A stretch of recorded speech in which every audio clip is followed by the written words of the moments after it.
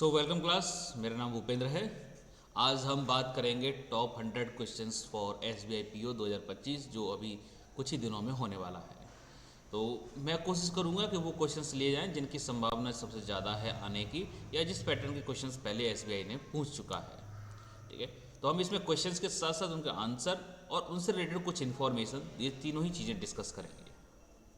चलिए क्लास को शुरू करते हैं। शुरू करने से पहले दो तीन बातें। इससे पहले एक जो क्लास हुई है मेरी, उसको एक बार देख लेना अगर आप तैयारी कर रहे हैं, है ना। उसमें थोड़ा माइंड सेट की मैंने बात की थी, वो आपका होना चाहिए। ठीक है, चलिए ज़्यादा और डिस्कस ना करते हुए सीधा क्लास पे चलते हैं। ठीक है, आपके सामने पहला क्वेश्चन है, the geological survey of India operates under which ministry.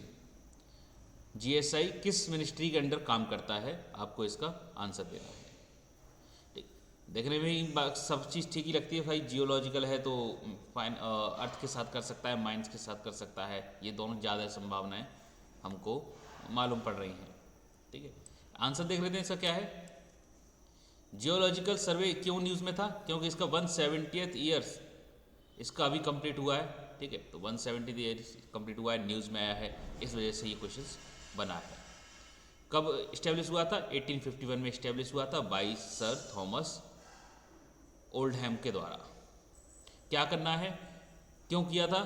Coles जहाँ जहाँ है वहाँ पर डिपॉजिट्स को लोकेट करना है और वहाँ से एक्सट्रैक्ट प्रोसेस स्टार्ट करना है, माइनिंग स्टार्ट करनी है। क्योंकि उस समय रेलवेज और स्टीम इंजन्स चल रहे थे, तो उनके लिए कोयले की आवश्यकता पड़ती है, कोल की हमें आवश्यकता पड़ रही थी। आज के टाइम पे हम कोल पर इतना जोर ना देते हुए पेट्रोलियम पर ज़्यादा जोर देंगे। ठीक, उस समय की रिक्वायरमेंट थी तो हमने रेलवे के लिए ये सब काम किया था। ठीक है, किसके अंडर काम करता है? जैसे मैंने आपसे कहा था कि कोल को एक्सट्रैक्ट करना यानी माइनिंग का काम है, तो it operate under the ministry of mines. ठीक है, मिनिस्ट्री ऑफ माइंस के अंडर ये काम करता है। बस इससे ज़्यादा कुछ और नहीं देखना है। ठीक, इतना सफिशिएंट है मिनिस्ट्री। हाँ, अगर देखना चाहो तो एक और देख सकते हो कि मिनिस्ट्री ऑफ माइंस के मिनिस्टर कौन है या सेक्रेटरी कौन है, ये पूछा जा सकता है। ठीक है, तो देख लो कौन है। श्री जी किशन रेड्डी, ये union minister of coal and mines. साथ ही साथ सतीश चंद्र दुबे, ये state minister, minister of state है। तो ये दोनों मिलकर मिनिस्ट्री को चला रहे हैं, तो ये नाम याद रख लेना। ठीक है, ये पूछ लिए जाएंगे। नेक्स्ट है, which team won the Ranji trophy. First class मेरी देख लेना, मैंने उसमें बताया था किस तरीके के पैटर्न से क्वेश्चन पूछे जाते हैं, वही क्वेश्चन मैं आपको करा रहा हूँ। Which team von Ranji trophy, Ranji trophy किसने जीती थी? रणजी ट्रॉफी किस में होती है? क्रिकेट में होती है, हर साल ये होती है। डिफरेंट स्टेट्स इसमें पार्टिसिपेट करते हैं और जो जीतता है उसे ट्रॉफी मिलती है। ठीक है, किसने जीती है? विदर्भ ने। याद रख लेना किसने जीती है, ये विदर्भ ने जीती है। थर्ड रणजी ट्रॉफी टाइटल, ये 24 होगा, यहाँ पर गलती से 34 हो गया फीचर की जीत ली। क्या है, किसके अगेंस्ट जीती है? किसने जीती है तो ठीक है, विदर्भ ने जीती है। किसके अगेंस्ट जीती है ये भी पूछते हैं, तो केरला ने जीती है।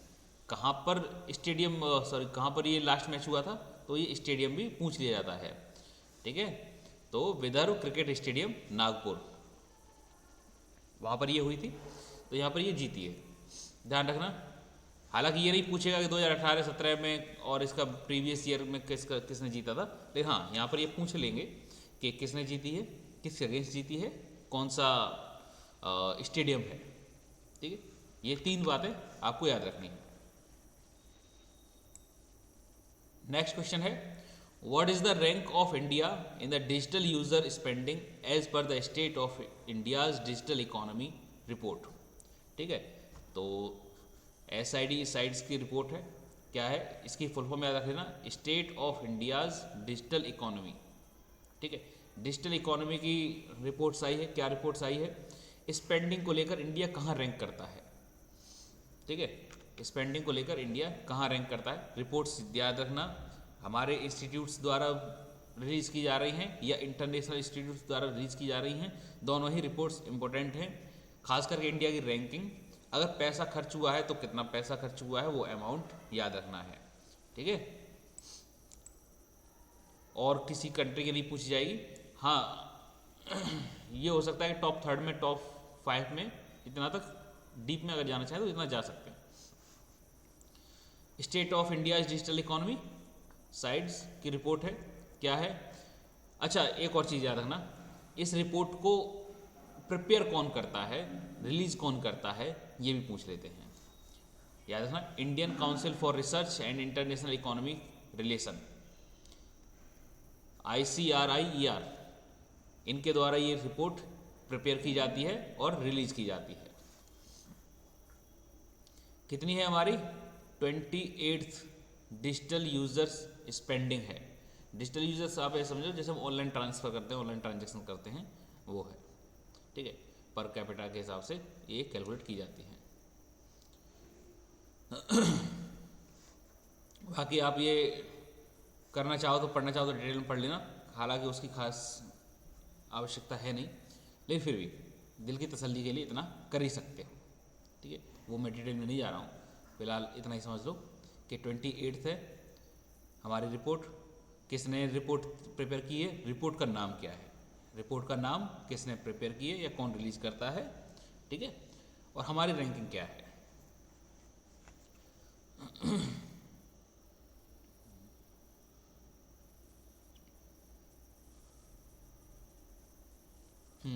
एक और चीज़ याद रख लेना, इंडिया की रैंक 11th है AI रिसर्च में और 16th है AI इंफ्रास्ट्रक्चर में, ठीक है। और US सबसे आगे है, US के बाद China, then South Korea, Singapore, Netherlands, ये इस तरीके से लीड करते हैं। इंडिया की रैंक क्या है, 11th है रिसर्च में और 16th है AI इंफ्रास्ट्रक्चर में।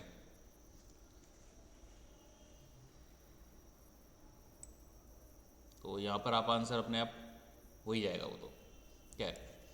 What is the name of collateral free loan initiative recently launch by state bank of India for the women of entrepreneur.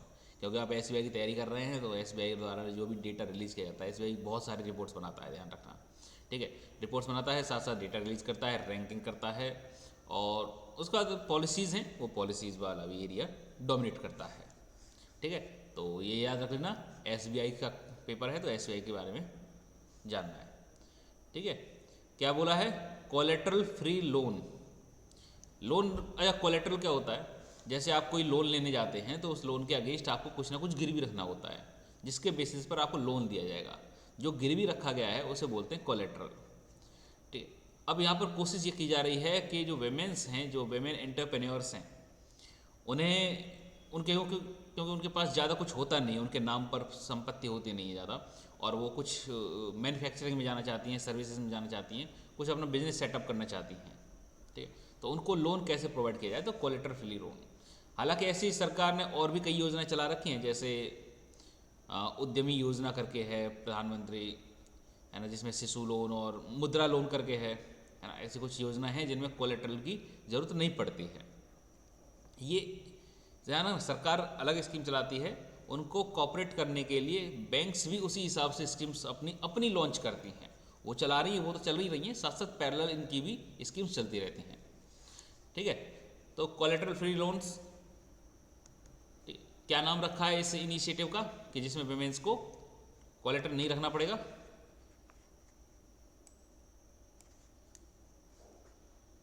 Ashmita, ठीक है, अश्मिता नाम है। क्या करेंगे, कोलेट्रल फ्री रहेगा, लो इंटरेस्ट लोन प्रोग्राम है ये, ठीक है, विमेंस के लिए लो इंटरेस्ट। सपोज करो अगर किसी नॉर्मल बिजनेस को अगर ये लोन देते हैं तो वो अप्रॉक्सीमेटली 12 से लेकर 15% का लोन इंटरेस्ट चार्ज करते हैं। लेकिन विमेंस वाले केसेस में ये क्या करते हैं कि 12 की जगह ये चार्ज कर लेते हैं 8, 7 इतना चार्ज कर लेते हैं। तो एक तरीके से discount, loan discount, interest discount भी मिल जाता है, ठीक है, लो इंटरेस्ट। कुछ पॉलिसीज़ में सरकार भी सब्सिडाइज करती है, ठीक है, सरकार भी सब्सिडी देती है इंटरेस्ट पर। लो इंटरेस्ट रेट प्रोग्राम है, ठीक है। किसके अंडर है ये, MSME, ठीक है, ministry of small medium enterprises करके है, ठीक है। तो वो है छोटे छोटे जो उद्योग हैं उनको बूस्ट करने के लिए होता है, ठीक है। साथ साथ ये एक डेबिट कार्ड भी दे रहे हैं, ध्यान रखना ये बड़ा इंपॉर्टेंट है, बड़ा इंपॉर्टेंट है, ध्यान रखना। जो SBI है उसके कई सारे डेबिट कार्ड्स हैं, क्रेडिट कार्ड्स हैं जिनके नाम बड़े इंटरेस्टिंग्स हैं, ठीक है। तो रिसेंटली अगर कोई डेबिट कार्ड क्रेडिट कार्ड किसी भी बैंक ने विद इन 2 और 3 मंथ अगर लॉन्च किया है तो वो नाम याद रखना है आपको, ठीक है। तो क्या है, नारी शक्ति प्लेटिनम डेबिट कार्ड, एक नया डेबिट कार्ड इशू किया है जिसको क्या बोलते हैं, नारी शक्ति प्लेटिनम डेबिट कार्ड। ये ध्यान रखना, SBI की न्यूज़ है, इम्पोर्टेंट है। Who is the new finance secretary, जो 2025 में मार्च में अपॉइंट किया गया है। देखो इस चीज़ से मत जाना, ये कहीं कहीं हाईलाइट ऐसे हैं, कुछ नाम कैपिटल में है, कुछ स्मॉल में है ना। ये आंसर की कोई हिंट नहीं है, ये बस जैसे थे वैसे ही हैं, तो उसके हिसाब से मत देखना, ठीक है। बस आप आंसर बता दो कि नए फाइनेंस सेक्रेटरी कौन है, किसे अपॉइंट किया गया है। ध्यान रखना जो सेक्रेटरी हैं आपके फाइनेंस के इंपॉर्टेंट रहेंगे, RBI में जो अपॉइंटमेंट्स हो रही हैं वो इंपॉर्टेंट रहेंगे, आपकी बैंकिंग में अपॉइंटमेंट्स इंपॉर्टेंट हैं, किसी भी कंपनी में CEO MD ये चेंज किए जा रहे हैं, अपॉइंट किए जा रहे हैं, ये इंपॉर्टेंट हैं। साथ ही साथ जो ब्रांड एम्बेसडर हैं, किसी कंपनी ने किसी को ब्रांड एम्बेसडर नियुक्त किया है तो वो इम्पोर्टेंट है, ठीक है। कोई अगर इवेंट्स हैं तो उनके थीम्स इम्पोर्टेंट हैं, टैगलाइंस इम्पोर्टेंट हैं, कंपनीज की टैगलाइंस भी याद रखनी है, कंपनी की टैगलाइन भी पूछी जाती हैं, ठीक है। जैसे ज़िंदगी के साथ भी और ज़िंदगी के बाद भी, ये किसकी टैगलाइन है, ये सबको पता है भाई, LIC की है ना। तो इस तरीके की टैगलाइंस याद रखना, पूछी जाती हैं, थीम्स पूछी जाती हैं, खास करके अपनी सारी बैंकों की थीम्स तो याद ही कर लेना, ठीक है। तो नए फाइनेंस सेक्रेटरी कौन है, किसे अपॉइंट किया गया है, दैट इज अजय सेठ, ठीक है। अजय सेठ को अपॉइंट किया गया है। ये कौन थे, क्या थे, है ना, इसमें ज़्यादा कुछ डिटेल में जाने की जरूरत नहीं है ना, बस नाम सफिशिएंट है। हु वॉज अवॉर्डेड द संगीत काल निधि अवार्ड, ठीक है। संगीत काल निधि अवार्ड ये कर्नाटक म्यूजिक में, मद्रास म्यूजिक में काफ़ी प्रोमिनेंट है, ठीक है। वहाँ पर ये ध्यान रखना, किसे दिया गया है 2025 का म्यूजिक अवार्ड्स, संगीत काल निधि अवार्ड। नाम बड़े फेमस हैं, उस्ताद आमिर खान, पंडित जसराज, उस्ताद अली अकबर खान, ये मैंने लिखे थे। खैर आपको सही आंसर बताना है, ठीक है। अब ये चीज़ न्यूज़ में चलती रहती है, याद रखनी है, ठीक है। तो संगीत काल निधि अवार्ड क्या है, ये कर्नाटक म्यूज़िक में दिया जाता है। ये ऐसे मान के चलो कि जैसे मूवीज़ में ऑस्कर होता है वैसे ही कर्नाटक म्यूज़िक में ये ऑस्कर हो गया, मतलब इससे ऊपर कुछ नहीं है फिर, ठीक है। इससे ऊपर कुछ नहीं। जैसे इंडिया में अगर सबसे बड़ा अवार्ड किसी को अगर दिया जाता है तो भारत रत्न अवार्ड है, भारत रत्न अवार्ड के अलावा फिर और कोई अवार्ड एक सिविलियन के लिए नहीं होता। मूवीज़ में सबसे बड़ा अवार्ड ऑस्कर अवार्ड है, रिसर्च में सबसे बड़ा अवार्ड नोबेल प्राइज़ है। सेम तरीके से यहाँ पर कर्नाटक म्यूजिक में सबसे बड़ा अवार्ड संगीत काल निधि अवार्ड है, ठीक है। कौन देता है इसे, मद्रास म्यूजिक एकेडमी। कौन देता है, मद्रास म्यूजिक एकेडमी, ठीक है। क्या होता है भाई इसमें, एक तो गोल्ड मेडल होता है और विरुद्ध पत्र होता है, एक तरीके से सर्टिफिकेट, ठीक है। गोल्ड मेडल और सर्टिफिकेट, ठीक है। कब से शुरू हुआ है, 1942 से चलता चला आ रहा है by academy president KV Krishnaswamy Iyer, इनने ये शुरुआत की। जैसे बॉलीवुड में दादा साहेब फाल्के अवार्ड है, ठीक है। अब दादा साहेब फाल्के अवार्ड याद रख लेना किसको मिला है किसको नहीं, ठीक है। दादा साहेब फाल्के अवार्ड इसलिए है क्योंकि पहली मूवी जिन्होंने बनाई थी वो डायरेक्टर दादा साहेब फाल्के थे, ठीक है, तो उनके नाम से अवार्ड चला आ रहा है। तो सेम तरीके से देख लो, आंसर क्या है, आर के श्री राम कुमार, ठीक है, आर के श्री राम कुमार, इन्हें 2025 का संगीत काल निधि अवार्ड मिला है। चलिए नेक्स्ट क्वेश्चन देख लेते हैं।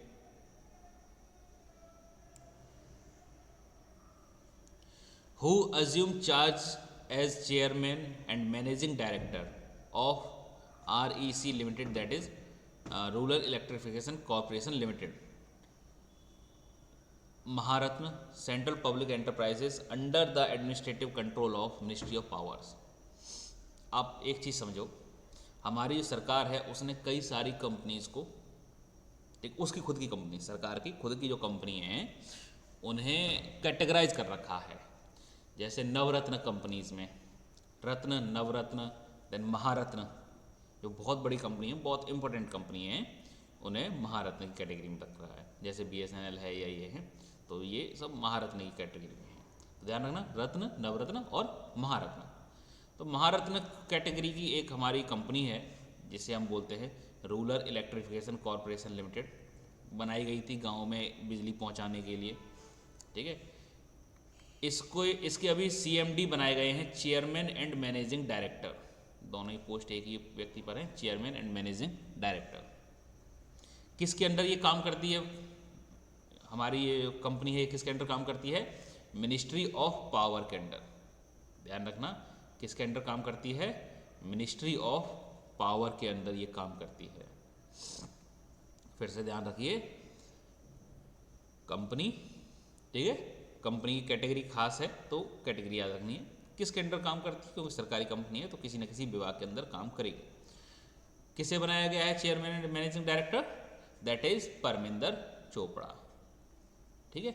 किसे बनाया है, परमिंदर चोपड़ा को।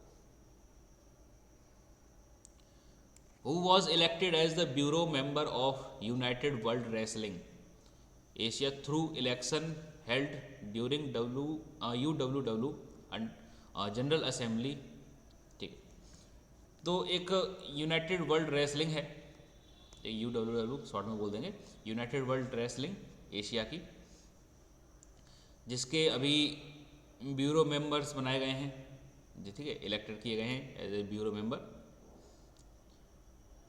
कहाँ पर ये असेंबली हुई थी, कहाँ पर ये मीटिंग हुई थी, तो अमन जॉर्डन में। किसे बनाया गया है, दैट इज संजय कुमार सिंह को, संजय कुमार सिंह को बनाया गया है। अब ये UWW क्या है, यूनाइटेड वर्ल्ड रेसलिंग क्या है, इसको फॉर्मली क्या बोलते थे, फेला बोलते थे, FILA, ठीक है।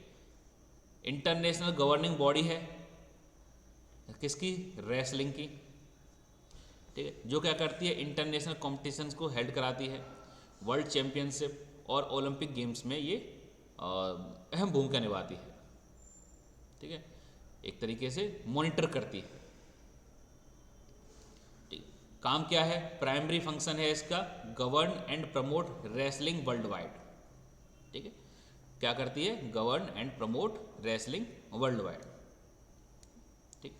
हिस्टोरिकल अगर आप पूछ जाओगे तो हिस्टोरिकल में कुछ खास इसमें, मतलब बैंकिंग के पॉइंट ऑफ व्यू से हिस्ट्री कुछ खास इंपॉर्टेंट होती नहीं है, ठीक। फिर भी अगर मन है तो पढ़ लेना, ठीक।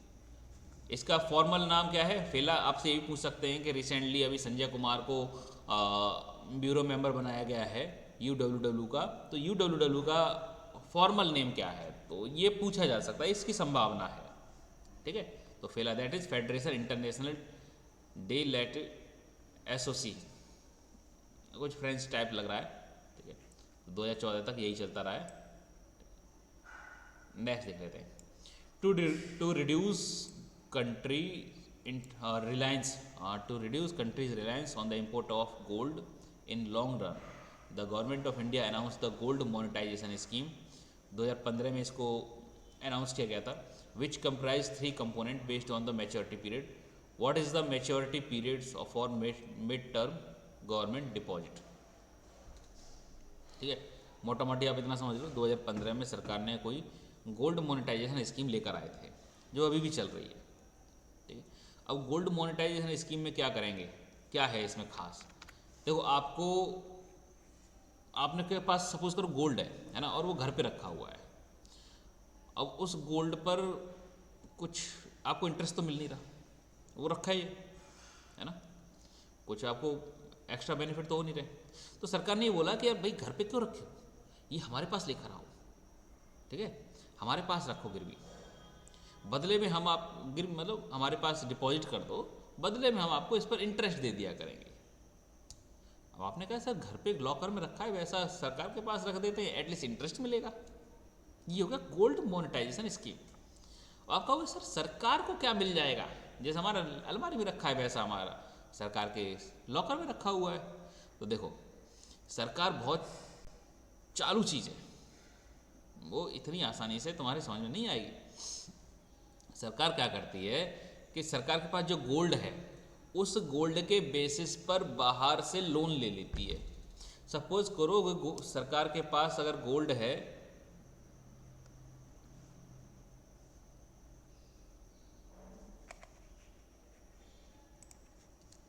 सपोज करो सरकार के पास अगर 100 रुपये का गोल्ड उसके लॉकर में रखा हुआ है, ठीक है, तो बदले में सरकार कहेगी देखो भाई, बड़ी बड़ी कंपनीज को या इंटरनेशनल इंस्टीट्यूशंस को या सरकार को भी, किसी दूसरे की सरकार को भी, कंट्री सरकार को भी बोल सकते हैं कि देखो मेरे पास 100 रुपये का गोल्ड है, आप मुझे 50 रुपये लोन दे दो।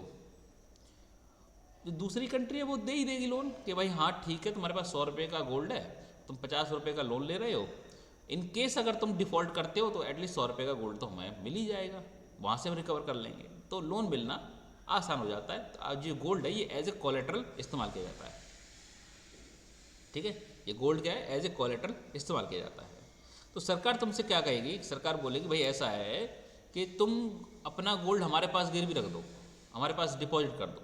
तो सपोज करो तुमने अपना गोल्ड डिपॉजिट किया, उस गोल्ड पर सरकार किसी थर्ड पार्टी से, किसी दूसरी कंट्री से लोन ले लेगी, ठीक है, उस लोन को इस्तेमाल करेगी, है ना, और उस लोन में से कुछ परसेंटेज आपको एज ए इंटरेस्ट दे देगी।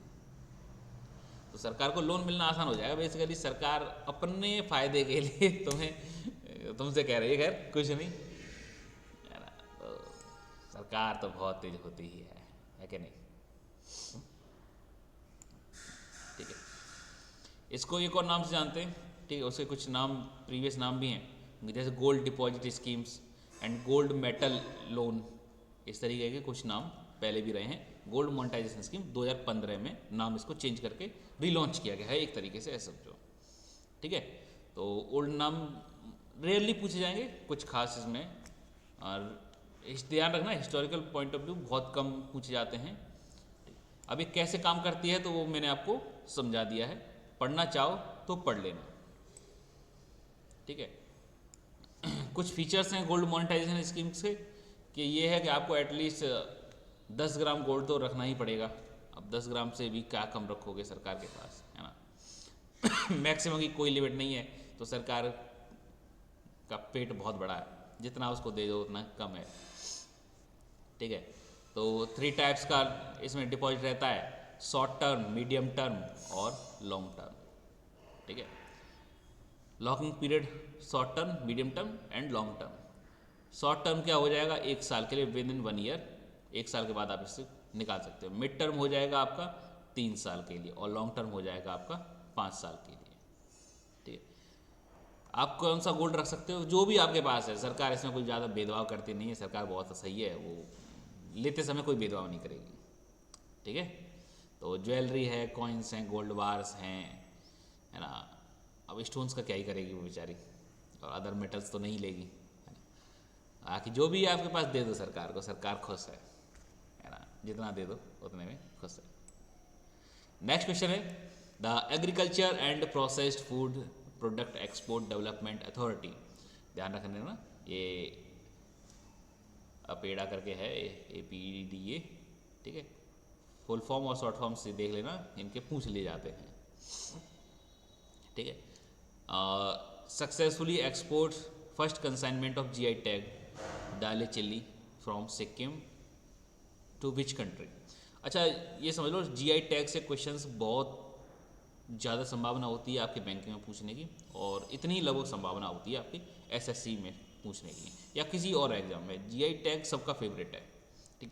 जीआई टैग में किसी ने कोई भेदभाव नहीं किया है, ये सबका फेवरेट है, ये कोई पूछ लेता है और पूछता है ना। एक क्वेश्चन में आपको एक पेपर में जीआई टैग का एक क्वेश्चन तो एटलीस्ट मिल ही जाएगा, ठीक है। अब ये जीआई टैग है क्या, है ना, आंसर पे बाद में जाएंगे, आंसर तो पता चल ही जाना है। जीआई टैग है क्या, इसको बोलते हैं ज्योग्राफिकल इंडिकेटर, ठीक है। क्या बोलते हैं, ज्योग्राफिकल इंडिकेटर। सपोज करो किसी एक पर्टिकुलर रीजन में कोई एक पर्टिकुलर वेराइटी ऑफ प्रोडक्ट्स उगते हैं, एग्जाम्पल के तौर पे आप समझ लो, अच्छा उगना जरूरी नहीं है, मैन्युफैक्चरिंग भी इंक्लूड है, ध्यान रखना। इसमें नेचुरल तरीके से जो उगाई जाती हैं वो चीज़ें, या कोई प्लांट्स एनिमल, या कोई मैन्युफैक्चरिंग, ये सब चीज़ें आ जाती हैं। बस उस जगह की नाम से जानी जाती हूँ। जैसे आपने रसगुल्ला सुना है, तो रसगुल्ला जब भी सुनते हो तो दिमाग में क्या आता है, दिमाग में आता है भाई वेस्ट बंगाल, है ना। वहाँ कोई ये नहीं कहेगा कि हाँ भाई रसगुल्ला जो है वो केरला का है, केरला में बड़ा फेमस है, नहीं ना, वहाँ तो फिर इडली और सांभर चलेगा। तो ऐसे समझो जैसे रसगुल्ला है वो वेस्ट बंगाल का जीआई टैग है, ज्योग्राफिकल इंडिकेटर है। जैसे कहीं पर पीतल का काम ज़्यादा होता है तो मुरादाबाद में पीतल जीआई टैग है, ठीक है। तो नागपुर में संतरे होते हैं तो वहाँ को वो संतरे जीआई टैग है। किसी एक एरिया में कोई विशेष चीज़ बनती है या उगाई जाती है और उस चीज़ को उस जगह के नाम से, जगह से आइडेंटिफाई किया जाता है, उसे कहते हैं ज्योग्राफिकल इंडिकेटर, ठीक है, जीआई टैग। पर्पस क्या है, आइडेंटिफाई ओरिजिनेशन, ठीक है, किसी भी लोकेलिटी में हो रहा है तो उसको आइडेंटिफाई करना, उसको एक नई पहचान देने का ये सिस्टम है, ठीक है। अभी ये इंटेलेक्चुअल प्रॉपर्टीज़ में आता है, हमारे इंटेलेक्चुअल प्रॉपर्टी राइट्स आईपीआर में जब भी हम पढ़ेंगे तब देखेंगे, इंटेलेक्चुअल प्रॉपर्टी में आता है। अब आईपीआर में क्या क्या आता है, जैसे आपकी ब्रांड्स हैं, ठीक है, कोका कोला है, या इनकी कोई टैगलाइंस हैं ये आती हैं, इनके लोगोज़ हैं ये आते हैं। आपने कुछ नया क्रिएट किया, आपने कोई किताब लिखी तो वो आपके ही नाम से जानी जाए, ये इंटेलेक्चुअल प्रॉपर्टीज़ में आती हैं, आपके अधिकार क्षेत्र में आती हैं। तो उसी तरीके से जीआई टैग भी एक इंटेलेक्चुअल प्रॉपर्टीज़ में आता है, ठीक है। और किसी रीजन से अगर वो आइडेंटिफाई किया जाता है तो उस रीजन को रॉयल्टी जाती है, और हमेशा से पहचान उसी के नाम पर रहेगी, ठीक है। लीगल प्रोटेक्शन हाँ बिल्कुल मिलती है। आप कॉपी करने से पहले या रॉयल्टी वाला सीन रहता है वो आपको देना होता है, परमिशन लेनी होती है, ठीक है। लीगल प्रोटेक्शन मिलती है प्रोड्यूसर्स को या किसी चीज़ को, तो वो रहता है, ठीक है। जैसे दार्जिलिंग में चाय है वो बड़ा फेमस है भाई, दार्जिलिंग की चाय, और शायद इंडिया में सबसे बेस्ट चाय अगर कहीं मिलती है तो वो दार्जिलिंग की है, क्वालिटी वाइज, और वर्ल्ड वाइज भी दार्जिलिंग की चाय बहुत फेमस है, ठीक है। तो उसे जीआई टैग बोल रखा है ना। अगर उस तरीके की अगर आप चाय उगाना चाहते हो तो फिर आपको परमिशन लेनी पड़ेगी और रॉयल्टी देनी पड़ेगी जितने की भी आपने उगाई है, ठीक। किसे भेजा है, सोलोमन आइलैंड को, ठीक है, किसे भेजा है, सोलोमन आइलैंड को, ठीक है। Recently which ministry has issued the FDI regulation for space sector. अब ये एफडीआई क्या है, ये फॉरेन डायरेक्ट इन्वेस्टमेंट, ठीक है, इसको अभी बताते हैं। एक कोई मिनिस्ट्री है जिसने एफडीआई रिलीज़ किया है कि भैया स्पेस सेक्टर के लिए। अब बहुत सी चीज़ें हैं जो इसमें स्पेस नाम से ही चीज़ें पता चल जाएंगी। देखो एफडीआई क्या होता है कि सपोज़ करो ये इंडिया है, ठीक है, इंडिया की कोई कंपनी है एक्स वाई और जेड, ठीक है, ये अपना कुछ काम कर रही है, कुछ मैन्युफैक्चरिंग कुछ भी काम कर रही है, इसको पैसों की ज़रूरत है। तो ये क्या, दो तरीके हैं इसके पास पैसे लेने के। एक तो ये इंडियन से पैसे ले ले, ठीक है, एक तो ये इंडियन से पैसे ले ले। अब इंडियन से पैसे कैसे लेगी, शेयर मार्केट से,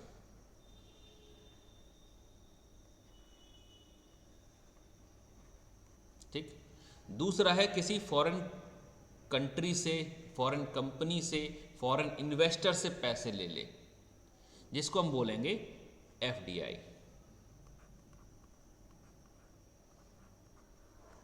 ठीक है, क्या बोलेंगे? एफडीआई। अब जो इन दोनों में अंतर है कि जो भी शेयर मार्केट में पैसा लगाएगा, है ना, वो जब चाहे तब निकाल सकता है ना। थोड़ा सा बड़ा आसान है पैसा डालना शेयर मार्केट में और वहाँ से पैसे निकालना। एफडीआई के साथ सीन ये नहीं है। एफडीआई क्या करती है, जैसे कोई फॉरेन इन्वेस्टर आएगा किसी कंपनी में पैसे लगाएगा तो उसके साथ एक एग्रीमेंट साइन होते हैं, एक तरीके का रिटन एग्रीमेंट साइन होते हैं। आप मैन्युफैक्चरिंग में बेसिकली इस चीज़ को इन्वॉल्व करते हो। ठीक है, तो अभी किसी कंपनी ने, क्वेश्चन क्या बोल रहा है, किसी कंपनी ने, किसी मिनिस्ट्री ने बोल रखा है कि आप आइए और स्पेस सेक्टर में एफडीआई लगाइए, है ना। तो किसने बोला है, देख लेते हैं।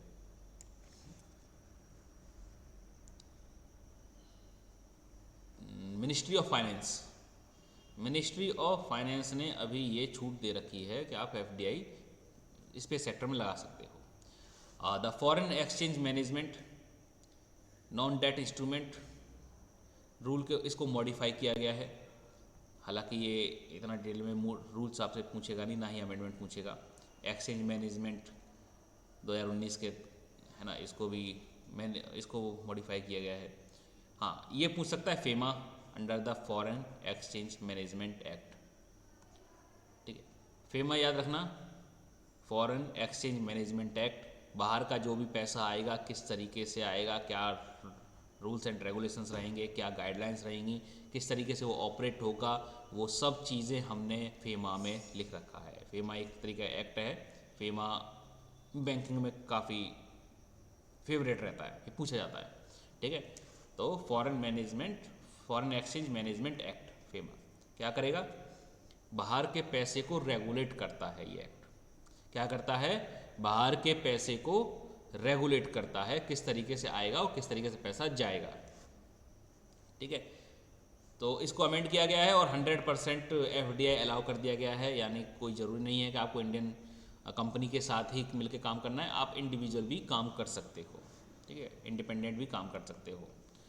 ठीक है, स्पेस पॉलिसी 2023 जो इसके साथ अलाइन करती है वो है मिनिस्ट्री ऑफ फाइनेंस। आंसर याद रख लेना। नेक्स्ट क्वेश्चन देख लेते हैं। What was the first gift prime minister Narendra Modi presented to Thai prime minister Shinawatra. ठीक है, जो भी देखो, अभी रिसेंटली मोदी जी गए थे, है ना, और थाईलैंड के जो प्राइम मिनिस्टर हैं उनकी काफ़ी आपने वीडियो देखी होगी, फोटो देखा होगा। तो हम लोग अगल बगल से बैठे थे।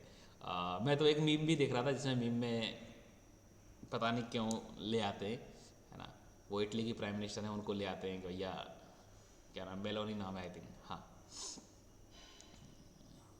तो काफ़ी मतलब अच्छी फ़ोटो थी। खैर, हाँ, क्वेश्चन पे आ जाते हैं। ठीक है, क्वेश्चन पे आ जाते हैं। फर्स्ट गिफ्ट प्राइम मिनिस्टर, तो प्राइम मिनिस्टर ने कुछ गिफ्ट दिया होगा और बदले में थाई प्राइम मिनिस्टर है, उन्होंने भी कुछ गिफ्ट दिया होगा। ये एक कर्टेसी है ना, जब भी एक फॉरेन, जब भी हमारे जो हेड हैं, ठीक है, किसी फॉरेन हेड से मिलते हैं तो गिफ्ट्स एक्सचेंज करते हैं। कुछ मीटिंग्स होती हैं तो फिर उसमें कुछ agreements, bilateral agreements, trilateral agreements sign होते हैं, कुछ एमओयूज साइन होते हैं। ठीक है, फ्यूचर पॉलिसीज़ पर डिस्कस किया जाता है, ये सब चीज़ें चलती हैं। ठीक है, बिल्स एक्सचेंज होते हैं। इसी तरीके से हमारे जो एक वो है परंपरा होती है ना कि किसी घर जाते हैं तो कुछ लेकर जाते हैं, बदले में फिर रिटर्न गिफ्ट मिलता है। वो समझ लो कि हमारा इंटरनेशनल लेवल पर भी सेम चलता है। ठीक है, कुछ गिफ्ट दिया है ना, कुछ गिफ्ट दिया है। क्या गिफ्ट दिया है? अब हालांकि ये गिफ्ट, ये वाला क्वेश्चन आपके लिए मुश्किल से 1-1.5 महीने तक वैलिड है, उसके बाद इस क्वेश्चन को नहीं पूछा जाएगा, क्योंकि फिर नए मीटिंग्स आ जाएंगी, नई जगह जाएंगे तो नए गिफ्ट्स आएंगे, तो उनको देखना है ना। ये अभी अगर एक विदिन 1 मंथ अगर आपका कोई एग्ज़ाम है तो वहाँ पर ये काम आ जाएगा अगर पूछ लेंगे तो। ठीक है, तो 2 गिफ्ट दिए हैं। ठीक है, जब इन्होंने बैंकॉक विजिट किया था, क्या है, Dokra brass peacock boat with tribal rider. ठीक, तो इसको याद रखना, बहुत ज़्यादा इसमें डिटेल में नहीं जाना।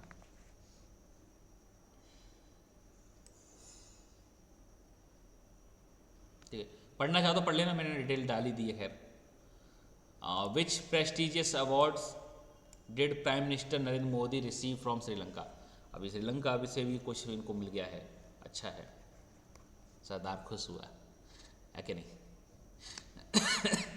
ठीक है, प्राइम मिनिस्टर नरेंद्र मोदी जी को एक कुछ अवार्ड मिला है, प्रेस्टिजियस है मतलब कुछ हाई फाई अवार्ड है, कुछ श्रीलंका ने कुछ बहुत बड़ा दिया होगा, है ना? क्या अवार्ड दिया है, ये कुछ नाम है, आप आंसर बता पाएंगे तो ठीक है, नहीं तो मैं तो बता ही दूंगा। ठीक है, श्रीलंका ने क्या दिखा है? Mitra Vibhushan award, highest civilian honour for head of state और गवर्नमेंट। ठीक है, मित्र भूषण बेसिकली आप ये समझो, मित्र मतलब दोस्त, है ना? और श्रीलंका और इंडिया काफ़ी अच्छे दोस्त हैं, ये दिखाने की प्रयास किया जा रहा है ना? हालांकि श्रीलंका के कुछ कारनामे सही नहीं रहे इंडिया के प्रति, है ना? जैसे चाइना को उन्होंने पनाह दी, है ना? चाइना को उन्होंने सपोर्ट मारा, है ना? और चाइना को कुछ क्या कहते हैं, बहुत ज़्यादा इंक्लाइंड रहे चाइना की तरफ, जिससे इंडिया डिफेंस में थोड़ी सी हमें दिक्कत आई थी कुछ 1-1.5 साल पहले तक ये सीन था, है ना? अब ये सुधर गए हैं जब से इनकी इकोनॉमी पिटी है, इनके प्रेसिडेंट जब से भागे हैं, पूरी तरीके से ये तबाह हो गए हैं, तब इनको याद आ रहा है कि नहीं नहीं नहीं यार, इंडिया हमारा परम मित्र है, इंडिया हमसे कब से जुड़े हैं, जब से हनुमान जी आए हैं तब से हम जुड़े हुए हैं भाई। अब इनको थोड़ा दिमाग सेंटर में सही चल रहा है, अभी फ़िलहाल सही चल रहा है, कब तक चलेगा कुछ पता नहीं। तो ठीक है, खुश करने के लिए मित्र विभूषण अवार्ड दे दिया है। ठीक है, कि बोलो भाई खुश हो लो, है ना? एक तरीके की रिस्पेक्ट शो कर दी जाती है कि आपने हमारी परेशानियों में, हमारी दिक्कतों में सहायता की और आप सहायता करते जा रहे हैं, तो ठीक है। अब ये नहीं पूछेंगे कि किसने प्रेजेंट किया, उतना नहीं पूछेंगे, ठीक है, तो बस उतना ही पूछ सकते हैं। हाँ, ये देख लेना, धर्म चक्र presented the shared Buddhist legacy of India and Sri Lanka. तो धर्म चक्र अगर हालांकि बैंकिंग में बहुत ज़्यादा खास नहीं है, ना पूछा जाएगा, लेकिन इतना याद रखना कि अशोक के टाइम पर अशोक ने बुद्धिज़्म का प्रचार करने के लिए अपने लड़के और लड़की को श्रीलंका भेजा था। ठीक है, और वहाँ से इंडिया का एक नया बॉन्ड क्रिएट हो गया। पहले तो हनुमान जी वाला बॉन्ड चल ही रहा था, है ना? उसके बाद अशोक ने एक नया बॉन्ड क्रिएट किया था, वो नए रिलीजन के साथ, नई आइडियोलॉजी के साथ, एंड बुद्धिज़्म को फैलाकर, तो वहाँ से भी एक नया हमारा लिंक चला आ रहा है। खैर, नेक्स्ट क्वेश्चन देख लेते हैं।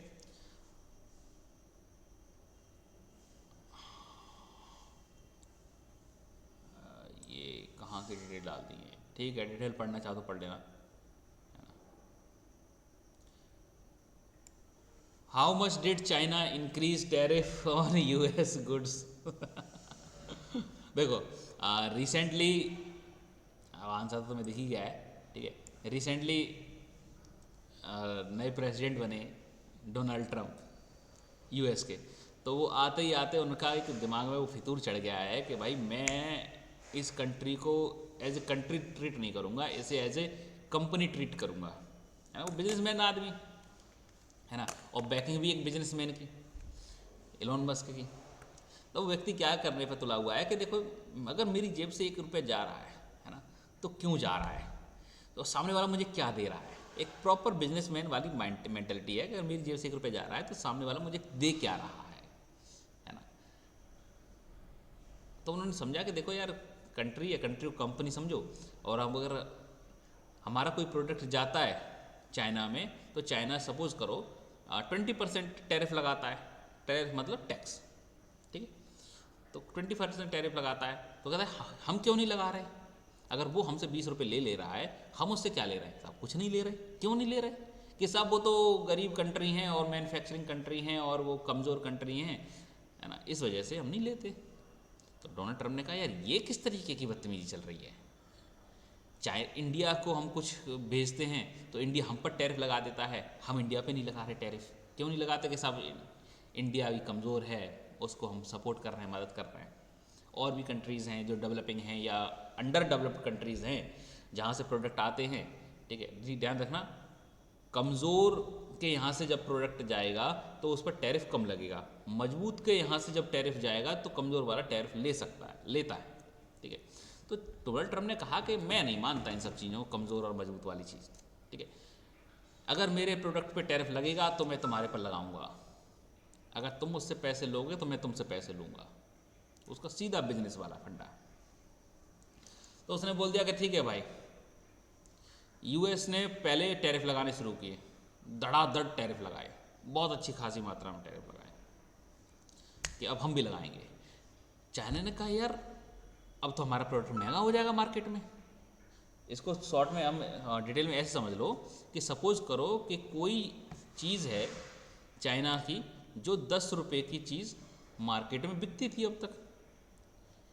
ठीक है, अब चाइना यूएस ने कुछ टैरिफ लगा दिए, तो टैरिफ लगाने से इसकी अगर 10 रुपये का प्रोडक्ट हो गया 15 रुपये का, तो इंटरनेशनल मार्केट में चाइना का प्रोडक्ट क्या हो गया, महंगा हो गया, तो कम बिकेगा, नुकसान होगा चाइना को, है ना। तो चाइना ने क्या किया, यूएस से जो प्रोडक्ट्स आ रहे हैं उन पर भी टैरिफ लगा दिया, तो एक तरीके से काउंटर टैरिफ हो गया, काउंटर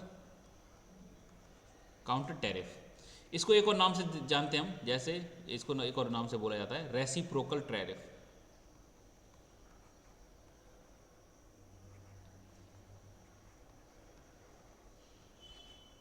ठीक है, रेसिप्रोकल टैरिफ और या काउंटर टैरिफ, सामने वाली कंट्री ने लगाए तो हम भी लगाएंगे।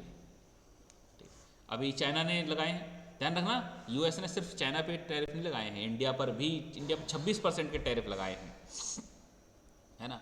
तो टैरिफ अच्छे खासे लगे हैं, बहुत सी कंट्रीज पे लगे हैं, एक तरीके से टैरिफ वॉर शुरू हो गया है ना। तो मज़ा आएगा, देखते हैं, हालांकि नुकसान तो होगा ही हमारा, है ना।